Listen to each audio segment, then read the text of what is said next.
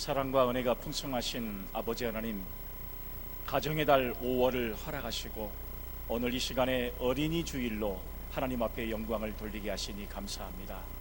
오늘도 세상의 무거운 짐을 짊어지고 주님 앞에 나와 예배하며 하나님의 은혜를 사모하는 모든 성도들을 축복하시며 넘치는 하나님의 은혜가 임하는 예배가 되게 하옵소서. 하나님 한 분만이 영광을 받으시기를 소망하옵고 거룩하신 예수님의 이름으로 기도 올리옵나이다. 아멘. 할렐루야. 아멘. 이제 힘들고 어려운 시간들을 오랫동안 겪어오시면서 참 시간이 많이 지났구나 하는 생각을 가져보게 됩니다. 이제 5월이 시작이 됐습니다, 여러분. 그리고 5월은 1년 중에 가장 행복하고, 그리고 1년 중에 가장 즐거움이 많고, 그리고 가장 감사를 많이 할 수 있는 달이 바로 5월인데, 이제 5월 가정의 달을 맞이해서 여러분 그동안에 힘들고 어려웠던 것들이 완전히 회복될 수 있는 기회가 되어졌으면 좋겠다 생각이 됩니다. 갑자기 불어닥친 이 현상 때문에 세계의 사람들뿐만 아니라 우리나라에서도 정신을 못 차리고 정말로 많은 사람들이 어려움을 당하고, 또 세계가 이 문제로 인해서 얼마나 많은 어려움이 이제 경험하고 있는지 몰라요. 이런 상황에서 오늘 또 이제 가정의 달을 5월, 또 이제 특별히 어린이 주일을 맞이하는 이때에 어린이가 없는 어린이 주일을 보내기는 처음인 것 같습니다. 정말 안타까운 그런 현상들이기도 하지만, 그러나 빨리 우리 대한민국이 회복되고, 그리고 대한민국을 중심으로 해서 전 세계가 빨리 어려움을 회복할 수 있는 기회가 될 수 있도록 그동안에 기도해 주시고, 그동안의 예배가 중단되지 않도록 예배에 참석해서 하나님 앞에 영광을 돌린 바로 성도 여러분들의 기도와 하나님 앞에 간구하는 그 모습 때문에 반드시 이 문제가 회복될 수 있는 역사가 임한 줄로 믿고, 여러분 이제 더 좋은 역사와 또 은혜가 또 여러분들과 여러분들의 가정에 충만할 수 있기를 주님의 이름으로 기원합니다. 아멘. 자, 우리 옆 사람과 한번 여러분 눈빛으로도 인사 한번 하겠습니다. 하나님의 은혜가 있기를 바랍니다. 서로 시작. 눈빛 인사. 감사합니다. 고맙습니다. 하나님께서 우리들의 가정에 주시는 가장 큰 선물이 무엇일까? 여러분들은 무엇이라고 생각하십니까? 하나님께서 여러분들의 가정에게 가장 큰 선물을 주셨다면 무엇이라고 생각하십니까? 그건 바로 자녀들입니다. 자녀가 여러분들에게 하나님께서 주신 가장 소중한 선물이 자녀들이라고 하는 사실이에요. 시편 말씀 127편 3절의 말씀에 보니까, 보라, 자식들은 여호와의 기업이요 해의 열매는 그의 상급이로다, 이렇게 말씀하고 있습니다. 사실 어떤 재산보다도, 어떤 명예보다도 자녀만큼 소중한 것이 없어요. 자녀보다 여러분 더 앞설 수 있는 것이 무엇이라고 생각하십니까? 명예? 자녀들보다 앞설 수 없어요.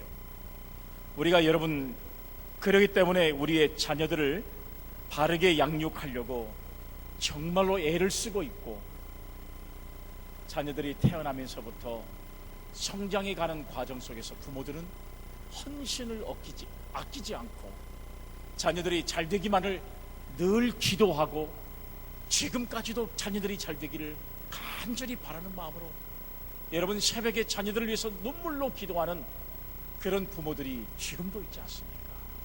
왜요? 자녀가 하나님께서 우리 가정에 허락하신 가장 소중한 선물이기 때문에 그렇다고 하는 사실을 우리는 알 수가 있습니다. 부모라면 누구나 다 이와 같이 열망을 가지고 자녀들의 양육을 위해서 헌신적으로 봉사를 합니다. 그러나 문제는 어떻게 양육하는 것이 바람직한 것인가 하는 점을 우리가 알아야 된다는 사실입니다.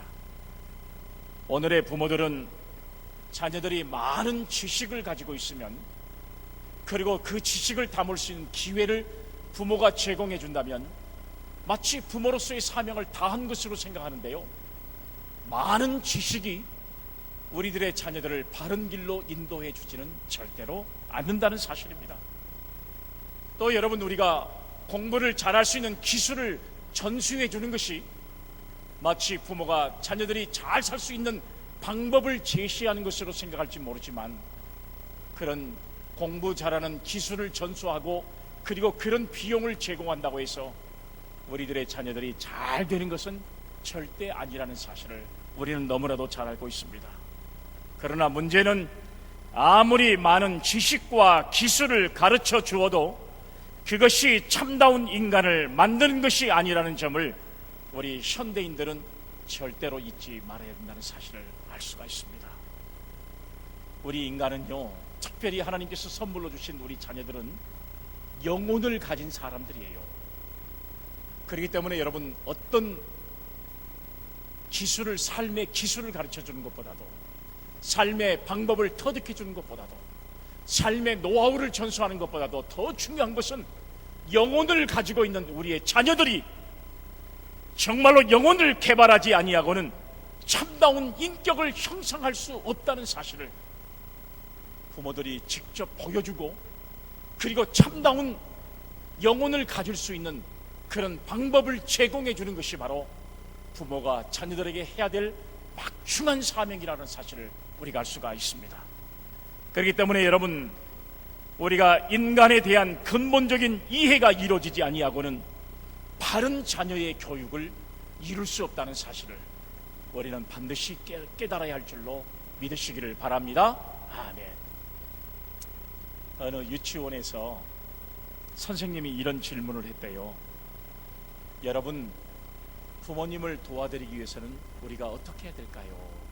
이렇게 부모님들, 이 자녀들, 이 어린 아이들에게 선생님이 질문했습니다. 선생님, 저요. 그래, 우리 친구 한번 이야기해봐라. 심부름을 잘해야 됩니다. 맞아요, 잘했어요. 그리고 또 저요. 어린아이가 손을 드니까, 그러면 이 친구 한번 대답해 볼래요?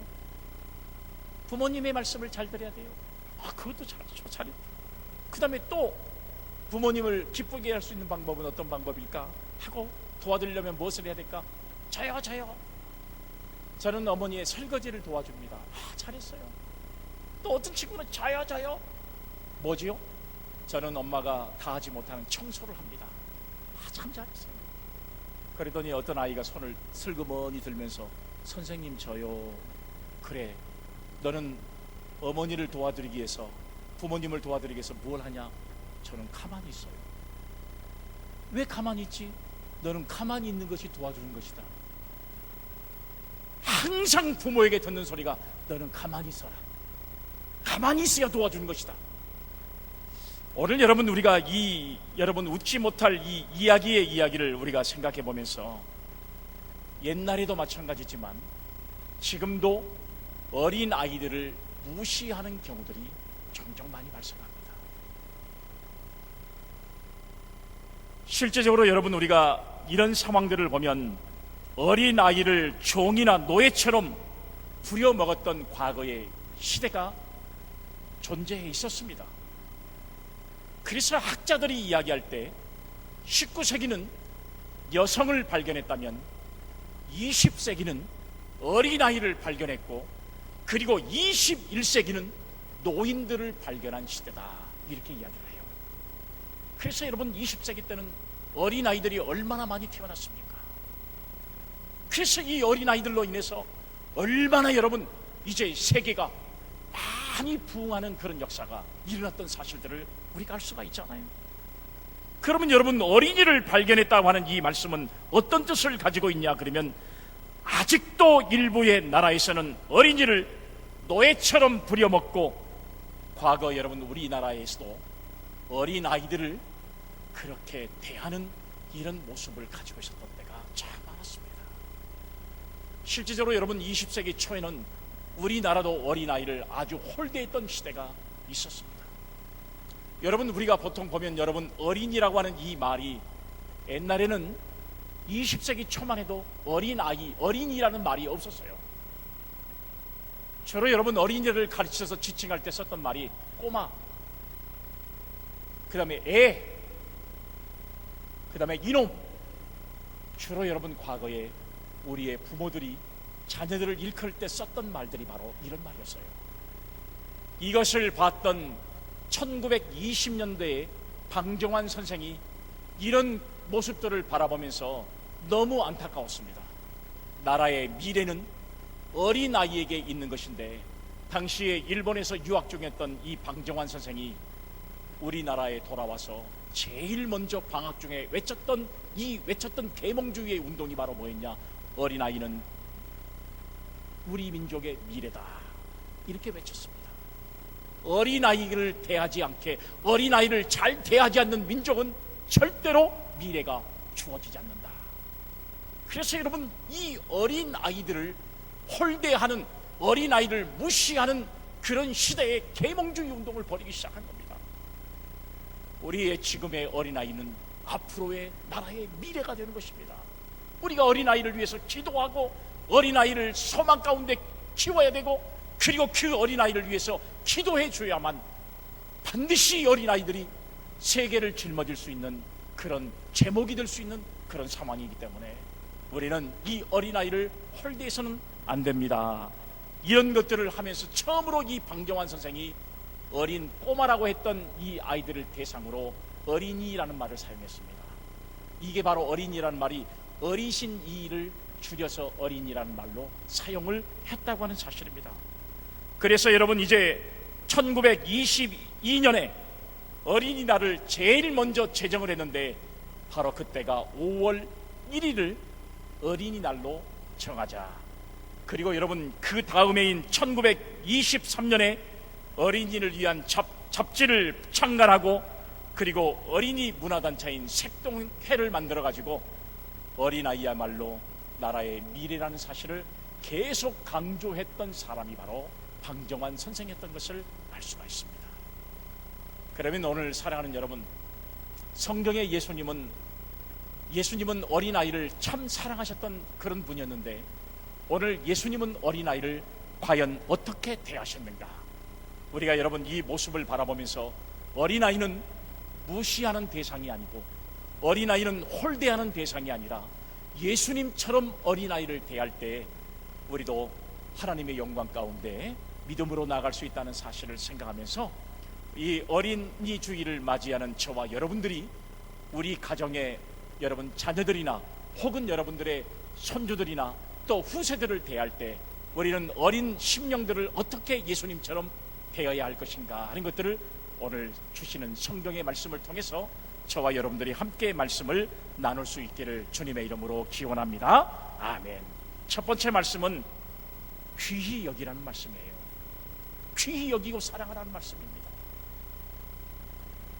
본문의 말씀 14절 말씀을 한번 보세요. 예수께서 이르시되 어린아이를 용납하고 내게 오는 것을 금하지 말라. 천국이 이런 사람의 것이니라 하시고. 아멘. 이 말씀을 하셨습니다. 오늘 말씀에 보면 내게 오는 것을 금하지 말라. 천국이 이런 자의 것이니라 말씀하고 있습니다. 천국이 이런 사람의 것이다.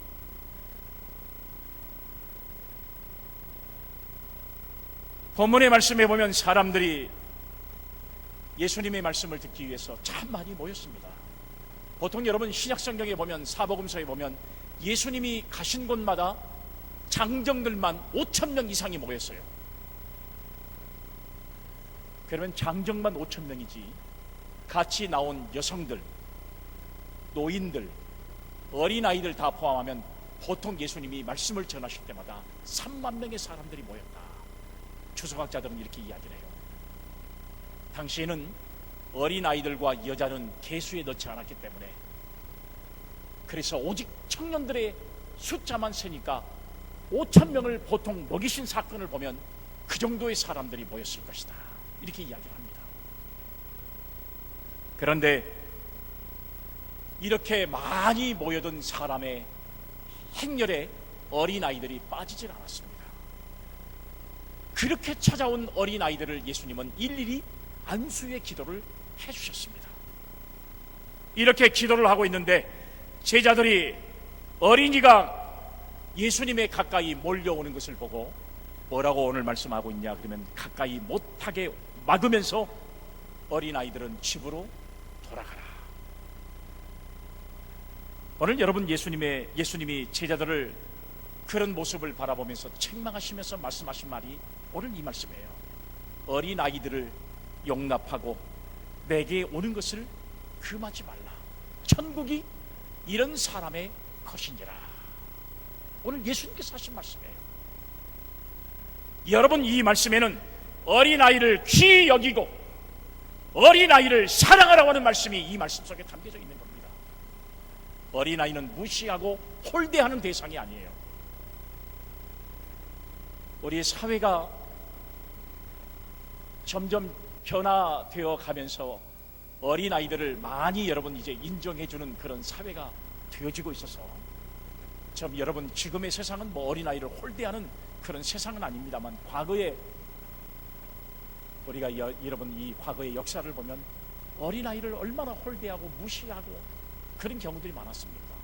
그런데 성경에 예수님은 이렇게 어린아이들을 귀히 여기고 사랑하셨던 모습을 직접 보이신 분이 바로 예수님이셨어요. 그 시대는 여성이나 어린아이들은 숫자의 개념에도 들지 않는 그런 세상이었음에도 불구하고 이렇게 어린아이를 귀히 여기고 사랑하셨던 예수님의 모습을 우리는 발견하게 되는 겁니다. 예수님이 피곤하고 힘들었습니다. 그렇지만 어린아이가 오는 것을 용납하시고 사랑해 주시고 안수기도 해 주셨습니다. 물론 제자들의 심정도 이해할 수 있습니다. 예수님이 사람들에게 설교하시고 병을 고치느라 피곤하신데 말귀도 알아듣지 못하는 어린아이들이 찾아와서 떠들고 그리고 막 방해하고 돌아다니는 모습에 대해서 좋지 못한 것은 물론 이해할 수 있는 모습이라고 생각할 수 있습니다. 그러나 예수님은 그런 제자들을 책망하시고 그 어린이를 오라고 해서 안수기도를 해주시면서 하신 말씀이 마태복음 18장 5절의 말씀이에요. 또 누구든지 내 이름으로 이런 어린아이 하나를 영접하면 곧 나를 영접하는 것이다. 어린아이를 영접하는 것이 곧 나를 영접하는 것이다. 이렇게 말씀합니다. 그때는 우리가 잘 알고 있는 대로 어린이가 어른을 영접하는 시대였습니다. 그런데 오늘 예수님은 어른이 어린이를 영접하라고 하는 이 말씀은 이해가 되겠습니까, 여러분? 이해할 수 없는 말이죠. 예수님이 어린이를 영접하라고 하시는 말씀의 이유는 당시 어린이를 무시하는 전통을 깨버리기 위해서입니다. 그리고 예수님이 어린이를 영접하는 것은 곧 예수님을 영접하고 대접하는 것이라는 말씀을 하셨습니다. 이 말씀이 무슨 뜻이에요? 어린이를 무시하거나 멸시하지 말고 어린이를 귀하게 여기고 사랑하라고 하는 말씀이 이 말씀 속에 담겨져 있는 거예요. 그래서 여러분 에베소서 6장 4절의 말씀에 보면 이런 말씀이 기록되어 있잖아요. 또 아비들아 너희 자녀를 노엽게 하지 말고 오직 주의 교훈과 훈계로 양육하라. 이렇게 말씀하고 있어요.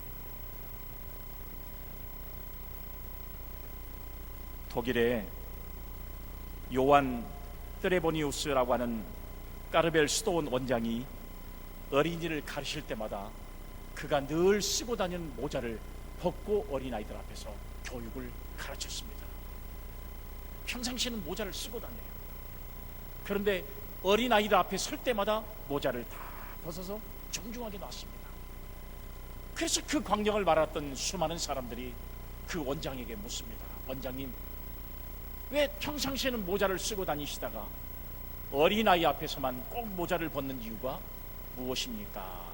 라고 물었더니 그 원장님이 하신 말씀이 지금 이 아이들은 나이가 어리고 아직은 미숙한 그런 아이들 같이 보이지만 나중에 이 아이들 가운데 대통령, 국무총리, 그리고 신부님, 목사님, 그리고 장관, 정치인 어떤 사람이 나올지 모르기 때문에 나는 이 어린아이 앞에서 경외하는 마음으로 모자를 벗고 교육을 가르치고 있습니다.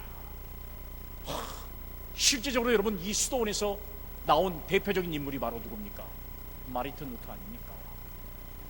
마르틴 루터가 바로 이 선생님, 원장님의 밑에서 교육을 받고 종교 개혁을 일으켰던 위대한 인물이 탄생할 수 있었다고 하는 사실을 우리가 알 수가 있지 않습니까?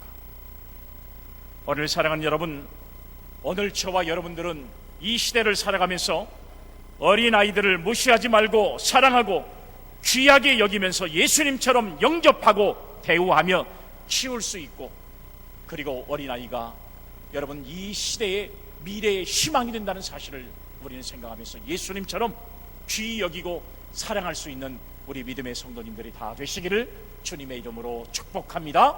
아멘. 그러면 예수님은 어린아이를 어떻게 대하셨을까요? 두 번째 말씀해 보니까 어른들이 본받아야 할 대상이라고 말씀했습니다. 어른들이 본받아야 할 대상이라는 사실에 마태복음 18장 3절로 4절의 말씀해 보니까 이르시되 진실로 너희에게 이르노니 너희가 돌이켜 어린 아이들과 같이 되지 아니하면 결단코 천국에 들어가지 못하리라. 그러므로 누구든지 이 어린아이와 같이 자기를 낮추는 사람이 천국에서 큰 자니라. 아멘. 할렐루야. 아멘. 사랑하는 여러분, 어린이는 배워야 하고 부모의 말에 순종해야 하는데 어린이한테 무엇을 배우냐고 하는 사람이 있을 겁니다. 예수님은 어른들의 이런 생각을 역전시켜서 오히려 어른들의 마음을 돌이켜 어린아이와 같이 되지 아니하면 결단코 천국에 들어가지 못하고 어린아이처럼 자기를 낮추는 자가 천국에서 큰 자가 된다는 사실을 예수님께서 말씀하셨습니다. 실제로 여러분, 우리가 가만히 보면요, 어린아이는 어른들의 모습을 그대로 하고 있습니다. 어린아이를 보면서, 내 자녀를 보면서 여러분 놀릴 때 있지 않나요? 혹시라도 자녀를 보면서 여러분들 깜짝 놀랄 때가 없습니까? 부모의 모습, 아니 나의 발견하지 못한 모습을 누구에게 발견해요? 자식에게 발견합니다. 자식에게. 저는 여러분 정말로 진짜 깜짝 놀라는 일이 뭐냐면, 여러분 어느 우리 가끔 한 번씩 오는 성도님이 걸어온 걸 보면 영락없이 누구냐, 옛날에 돌아가신 집사님의 모습을 그대로 봐요. 걷는 것 똑같지요, 생긴 것 똑같지요, 말하는 것 똑같지요. 윤양순 권사님의 아들이에요. 어떻게 이렇게 그 모습을 그대로 똑같이 할 수 있을까? 깜짝 놀랄 때가 진짜 많아요. 여러분, 우리가 살다 보면 나 자신에게 발견하지 못한 모습을 누구에게 발견하냐? 자식에게 발견할 때가 있습니다. 자식에게 발견할 때가 있습니다.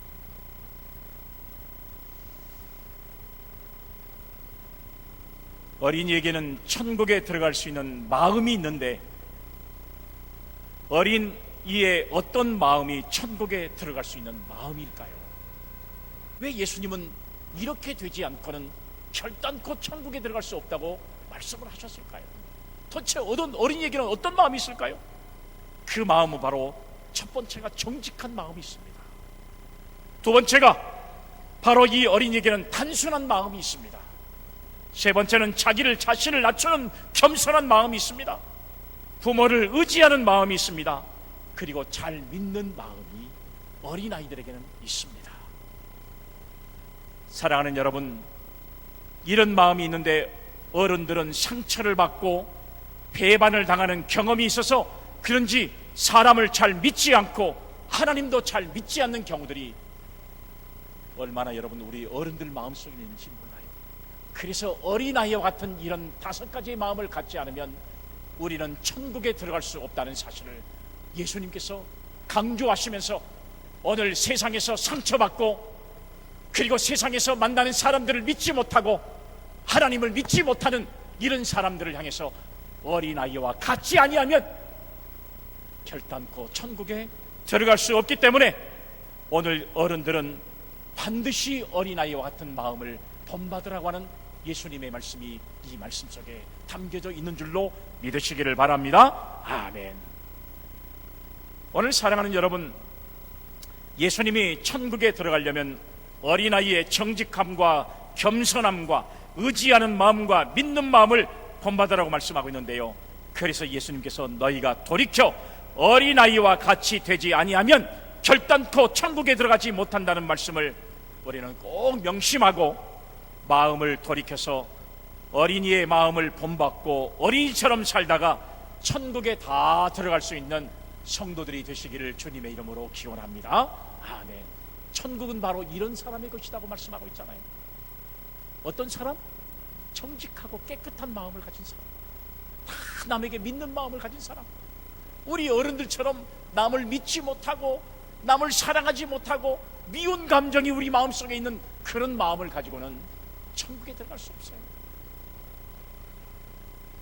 어린아이와 같이 순수한 마음을 가진 사람, 바로 천국이 이런 사람의 것이라고 주님은 말씀하고 있잖아요. 오늘 저와 여러분들이 이런 깨끗하고 순수한 마음으로 하늘의 천국을 소유할 수 있는 우리 믿음을 가진 성도님들이 다 되시기를 주님의 이름으로 축복합니다. 아멘. 마지막 세 번째는, 예수님은 어린아이를 어떻게 대하셨냐? 세 번째가 실족하게 하지 말라고 그랬어요. 실족하게. 어린아이를 실족하게 하지 말라는 사실을 말씀하고 있습니다. 마태복음 18장 6절의 말씀에 보니까 누구든지 나를 믿는 이 작은 자 중 하나를 실족하게 하면 차라리 연자 맷돌이 그 목에 달려서 깊은 바다에 빠뜨려지는 것이 나으니라. 아멘. 이 말씀을 하셨습니다. 예수님이 어린아이가 말썽을 부리고 속을 썩여도 참고 인내하면서 키우고 보호하라고 말씀하셨습니다.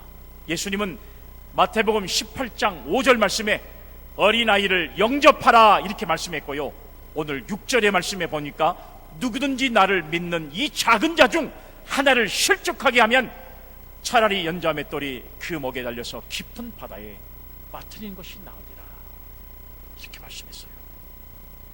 여기서 말하는 작은 자가 누굽니까? 여러분, 작은 자는 연약한 어린아이들이잖아요. 어린아이를 무시하면 실족하게 하지 말라고 주님은 오늘 어른들에게 경고하는 말씀을 하셨어요. 어린아이를 무시하지 마라. 어린아이를 실족하게 하지 마라. 어린아이를 넘어지게 하지 말라는 이야기예요. 어린아이들의 마음을 아프게 하지 말라는 거죠. 그래서 주의 교훈과 주의 말씀으로 그들을 양육하라고 말씀하고 있잖아요.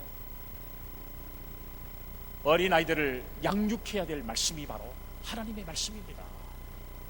우리가 여러분 유대인들의 교육을 보면 유대인들의 교육 가운데 가장 중요한 교육이 바로 뭐냐 하면 고기를 잡아주기보다는 뭐예요? 고기 잡는 법을 가르쳐라. 이게 유대인의 교육법 아닙니까? 우리는 부모들이 다 알아서 해줘요. 이것도 해주고 저것도 해주고.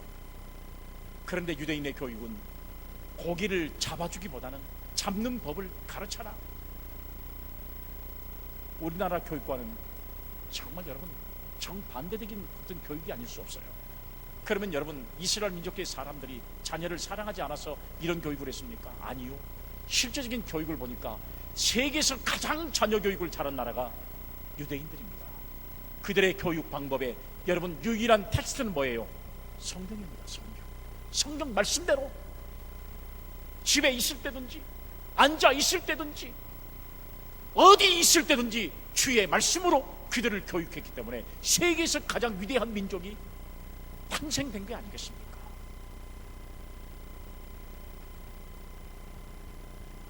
실족하게 하지 말라는 이 말씀의 뜻은 무엇입니까? 어린이를 실망시키지 말고 천국으로 인도하라는 말씀이에요. 그러니까 어린아이를 가리키는 가장 중요한 말씀은 천국을 소유하는 거예요. 그런데 여러분, 우리는 신앙인들이라 할지라도 우리는 어린아이를 가르칠 때 혹은 우리의 자녀들을 가르칠 때, 가르쳐 올 때 우리는 여러분 우리의 인생의 목적이 하나님의 나라 천국이다 이렇게 가르친 사람이 있어요? 아니요. 좋은 고등학교, 좋은 대학, 좋은 직장, 좋은 결혼, 좋은 출세, 전부 이것만을 가르쳤어요. 천국을 소유할 수 없습니다. 고등학교 3학년이 되면 교회 안 나가도 되니까 좋은 대학 들어가라. 그러니까 교회는 1년간만 쉬어도 돼. 하나님의 말씀으로 양육해서 그들을 신앙과 믿음으로 이끌어야 할 부모들이 오히려 교회를 나오지 못하게 만들어요. 그러면 여러분 1년 동안 공부를 열심히 잘했습니다. 그랬던 아이들이 대학을 진학을 해서 좋은 대학에 진학했다고 생각해보세요. 좋은 대학에 진학해서 그들이 신앙과 믿음을 회복하기는 결코 쉽지가 않아요. 우리 성도들 가운데도 제가 그래요. 자녀들이 신앙생활을 하십니까? 고등학교 다닐 때까지는 잘했는데 그 이후로부터는 안 합니다. 이게 현상이에요. 이게 현상. 우리가 신앙의 교육을, 믿음의 교육을 시키지 못하고 여러분 실족하게 만들어버린 원인이 바로 누구냐?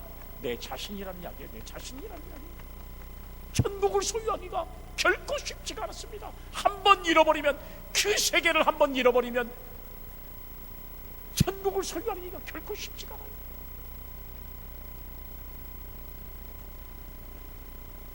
예수님은 10절 말씀에 이런 말씀을 하셨어요.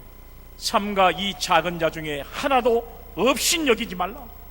너희에게 말하노니 그들의 천사들이 하늘에 계신 내 아버지의 얼굴을 항상 배옵느니라. 이렇게 말씀을 했어요. 예수님이 하신 말씀에서 매우 흥미로운 내용이 오늘 이 말씀에 나온대요. 그들의 천사들이라는 말씀이 나옵니다. 그들의 천사들. 사랑하는 여러분, 오늘 이 말씀에 삼가 이 작은 자 중에 하나도 없인 여기지 않아요. 없인 여기지 않아요. 어린 아이들은 하나님께서 우리 가정에 허락하신 가장 소중한 존재입니다. 하나님께서 가장 주신 가장 귀한 선물이에요. 그런 여러분, 이 어린 아이들을 우리가 여러분 없인 여길 자격이 우리에게는 주어지지 않아요. 왜요? 자식은 내 것이 아니기 때문에요. 하나님이 잠시 우리 부모들에게 맡겨주신 것이지 절대 여러분 자녀는 내 것이 아닙니다. 내 것이 될 수가 없다는 사실이에요. 요즘에 부모들을 보면 자녀들을 너무 감싸돌고 하나부터 열까지 돌봐주는 부모들이 참 많습니다. 한편으로 그런 모습은 저도 여러분 이제 이렇게 자녀들을 키워가는 이런 모습을 바라볼 때 참 안타까운 생각들을 많이 가졌어요. 아이들을 너무 여러분 이제 자조성이 없이 만들어버리는 경우도 많아요. 아이들이 울기만 하면 다 들어줍니다. 그러니까 아이들은 뭘 원하기만 하면 하나님 앞에 기도하는 게 아니라 제일 먼저는 뭐예요? 울어버립니다. 으아! 그럼 알았어 못 줄까 다 줘버려요. 그러니까 이 아이들은 자기 스스로 해낼 수 있는 능력이 없어요. 그렇기 때문에 여러분 어떤 어려운 일 만나면 낙심하고 좌절하고 눈물을 흘려버리고 부모가 행여 도와주지 않을까.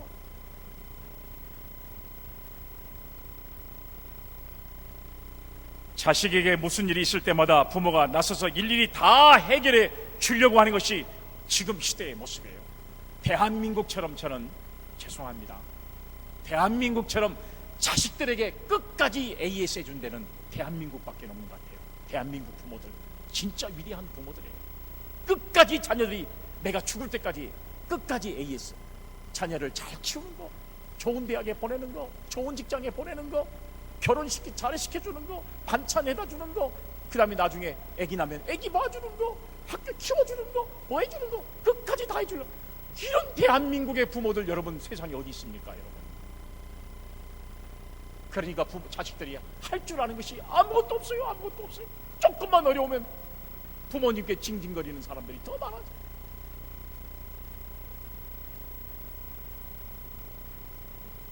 이것은 정말로 얼마나 어리석고 미련한 짓인지 몰라요. 결코 부모가 자식의 삶을 대신 살아줄 수가 없는 것입니다. 지혜란 자기 인생을 바르게 운전해 갈 수 있도록 그 원리를 가르쳐 주는 일입니다. 자식에게 지혜를 가르쳐서 자기 문제는 자기 스스로 판단하고 해결해 가도록 도와주는 것이 부모의 참된 사랑이라는 것이에요. 신앙으로 바탕으로 이제 한 지혜를 가르쳐서 주어서 이제 자녀들로 하여금 자기의 길을 바르게 판단해 가도록 하는 것이 바로 지혜로운 부모의 그런 어떤 사명이 아닌가 하는 생각을 가집니다. 이 험악한 세상을 잘 이겨갈 수 있도록 지혜를 갖도록 그들에게 꿈과 희망을 주고, 그리고 뒤에서 부모는 기도해주고 협력해주고, 그리고 앞서서 자녀들이 갈 수 있도록 최선을 다해주는 것이 바로 부모의 심정이 아닌가. 이게 지혜로운 모습이 아닌가. 무슨 일만 있으면 부모가 쫓아가서 일을 다 해결해주고, 무슨 일만 있으면 부모가 다 문제를 다 해결하고 이러니까 마치 부모는 로봇 태권브이처럼 짠 하고 나타나기만 하면 문제는 다 해결돼서 저 발개 푹, 마치 부모님은 못한 것이 없는 전지전능 만능 이런 모습으로 생각하는 겁니다. 그러다가 부모님이 늙어지고 힘이 없고 나면 부모를 무시하기 시작하는 것이 지금 세태의 모습이에요. 왜요? 부모는 끝까지 능력이 있어야 돼요. 부모는 끝까지 무슨 일을 다 해줘야 되는데 연세 많으신 분, 힘이 떨어진 분, 이런 부모님이 힘이 없으니 자식들이 완전히 낙심하고 좌절하고 그런 경우들이 얼마나 많은지 몰라요. 여러분, 성경의 엘리 제사장의 이야기 너무 잘 알잖아요. 홈리와 비누아스가 하나님께 드리는 제사를 무시하고 제사를 드리기 전에 먼저 제물을 먹고, 여러분, 성막에서 봉사하는 이런 여자와 물란한 생활을 하다가 과잉 보호하고 혼내지 않고 그냥 그 아들의 모습을 그냥 좌시한 결과가 어떻게 됐습니까? 성경에 보니까 하나님이 엘리가 나보다 자식을 더 사랑한다 말씀하시고 진노하시고 큰 벌을 내리셨는데, 두 아들이 언약궤를 메고 전쟁터에 나갔다가 한꺼번에 죽고, 엘리 제사장도 그 소식을 듣고 죽고, 며느리도 아이를 낳다가 죽어서 가문이 쫄딱 망해버리는 이런 상황을 성경이 우리에게 말씀해주고 있잖아요. 엘리는 제사장이었습니다.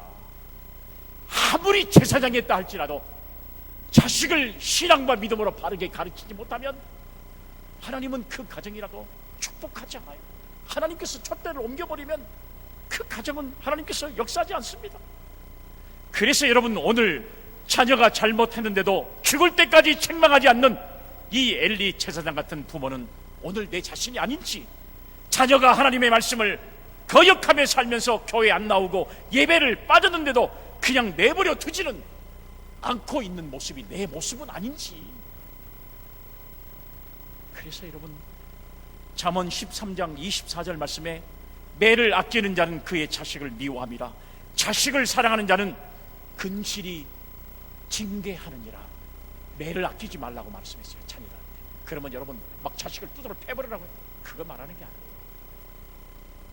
성경이 우리에게 주는 말씀이잖아요.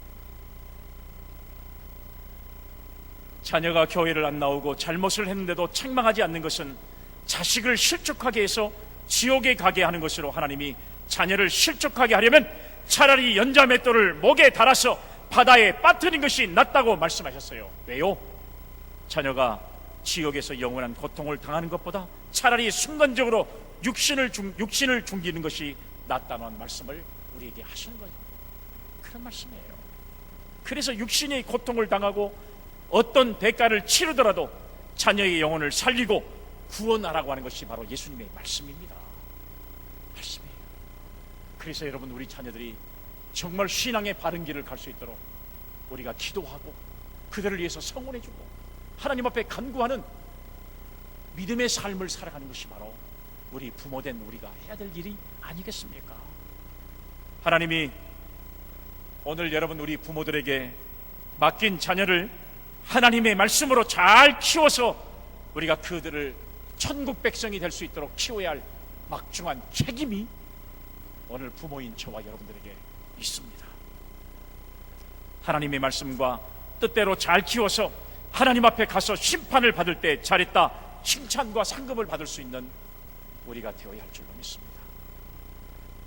그리고 어린이는 어른들이 본받고 배워야 할 대상이고 조건 없이 사랑하고 보호해야 할 대상이고 실족시키지 말고 천국에 들어가야 할 대상입니다. 어릴 때 꼭 예수님을 믿게 해서 천국에 가도록 만들어주는 것이 지금 여러분, 우리 시대 부모된 입장에서 자녀와 그 자손들에게 감당해야 될 막중한 사명이 우리 모두에게 있다는 사실을 믿고, 우리는 과연 어린아이를 예수님이 어떻게 대하셨는가, 이 말씀을 묵상하면서 저와 여러분들도 어린아이를 이렇게 예수님처럼 대함으로 어린아이들이 우리 가정과 더 나아가서는 한국 사회와 그리고 더 나아가서는 세계 공헌에 이바지할 수 있는 하나님의 역군으로, 또 하나님의 천국의 삶의 모습에서 바로 천국이 바로 이런 사람의 것이라고 하는 주님의 칭찬과 은혜가 우리 모두에게 임할 수 있는 그런 축복된 삶이 되어지기를 간절히 주님의 이름으로 기원합니다. 아멘. 거룩하신 하나님 아버지, 어린아이가 천국에 이런 사람이 것이라고 말씀하셨는데, 우리가 어린아이처럼 순수하고 깨끗한 마음으로 하나님께서 우리에게 허락하신 천국을 소유하는 신앙과 믿음을 갖게 하시며, 우리들은 어른으로서 이 땅에 살면서 정말 어린아이처럼 진실하지 못하는 마음들, 깨끗하지 못한 마음들, 그리고 하나님 앞에 순수하지 못한 마음들을 가지고 있는데요, 우리 모두가 다 정말로 이제 신앙과 믿음으로 회복되어서 하나님의 영광의 나라에 우리는 반드시 쓰임받을 수 있는, 인정받을 수 있는 믿음의 삶으로 우리 자신도 쓰임받을 수 있는 그런 삶을 살아가는 저희들 되게 하셔서 천국을 믿음으로 소유하는 우리의 사랑하는 모든 성도들이 다 될 수 있도록 역사에 주옵소서. 거룩하신 예수님의 이름으로 기도 올리옵나이다. 아멘.